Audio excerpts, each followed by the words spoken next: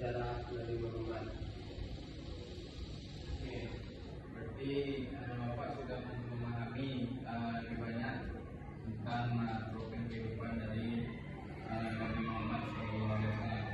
Baik, kita lanjut pada slide berikutnya, yaitu masih tentang kehidupan Rasulullah SAW.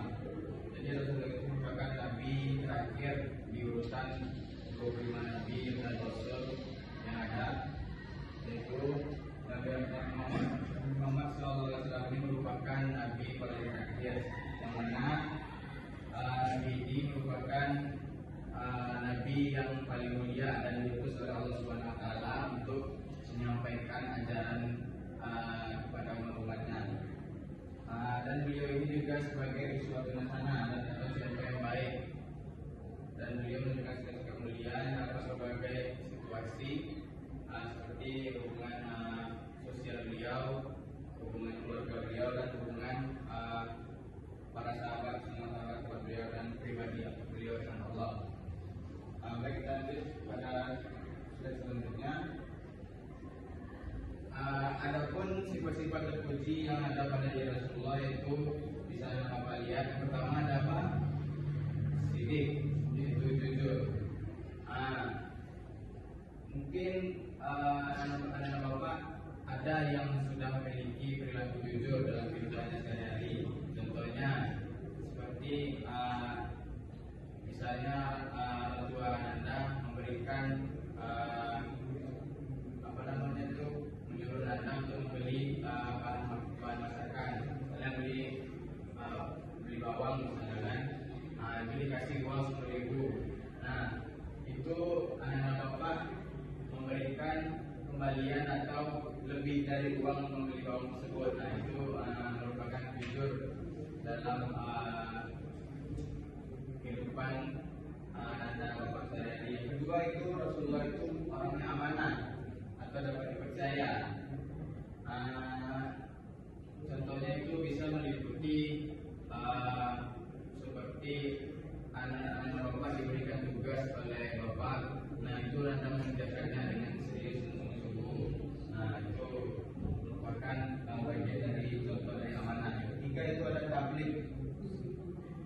Tabligh itu, jadi Rasulullah ini kan seperti yang Bapak katakan tadi, dia menerima wahyu dari Allah berupa surah, yaitu surah Al-Alaq, yang mana surah tersebut memerintahkan yang disampaikan oleh malaikat Jibril kepada Rasul untuk bacalah, yaitu Iqra, membaca.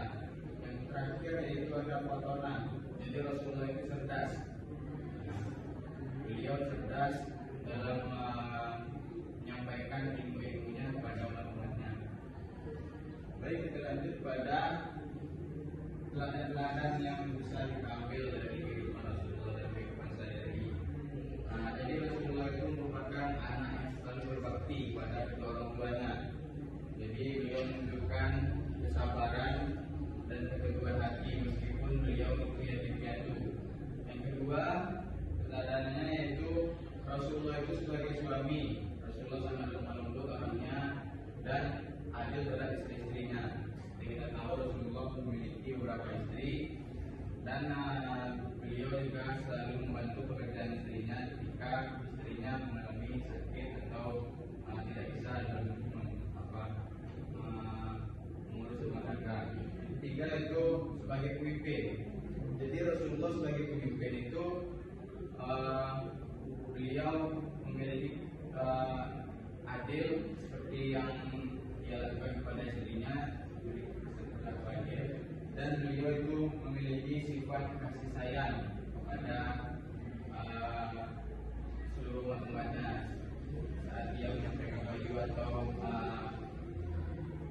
amanah yang disampaikan oleh malaikat Jibril kepada beliau. Baru kita lanjut masuk pada materi selanjutnya, yaitu dalam bermasyarakat beliau itu selalu menjalin hubungan baik terhadap tetangga-tetangganya. Jadi beliau selalu sopan dan tidak ada yang beliau merasa dendam sama tetangganya. Nah, selanjutnya itu dalam berdakwah. Jadi sifat yang bisa dijalani dalam kehidupan Rasulullah ini yang terakhir yaitu dakwah beliau dalam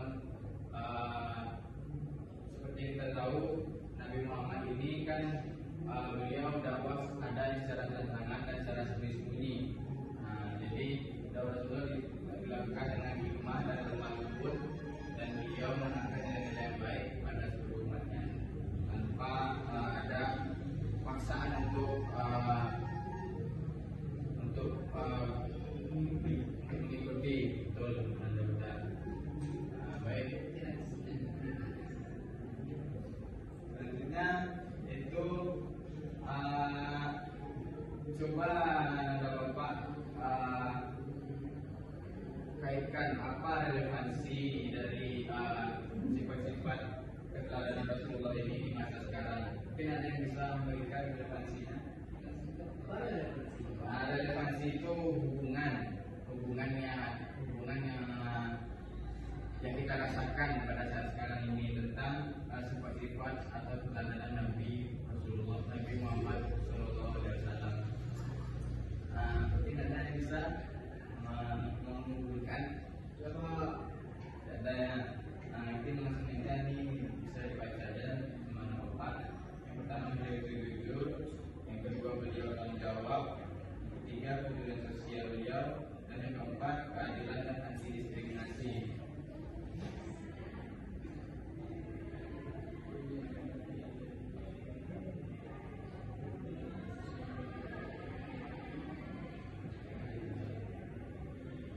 Mungkin hanya itu mulai dari kita pada pagi hari ini. Untuk tugas minggu depan Bapak berikan kepada anak-anak, yaitunya membuat suatu hikmah atau relevansi seperti yang tadi yang Bapak sampaikan di akhir Bapak, yaitunya Anda membuat hikmah atau kaitannya keteladanan Rasulullah SAW ini dalam kehidupan kita sehari-hari. Jadi itu minimal tulisannya itu satu halaman dapat tulis saja. Mungkin hanya itu materi yang bisa Bapak sampaikan pada pagi hari ini. Lebih kurang mohon maaf. Sebelum kita mengakhiri belajar kita pada pagi hari ini, ada baiknya kita membaca Alhamdulillahirobbilalamin. Baiklah, terima kasih atas perhatiannya. Wabillahi taufiq wal hidayah.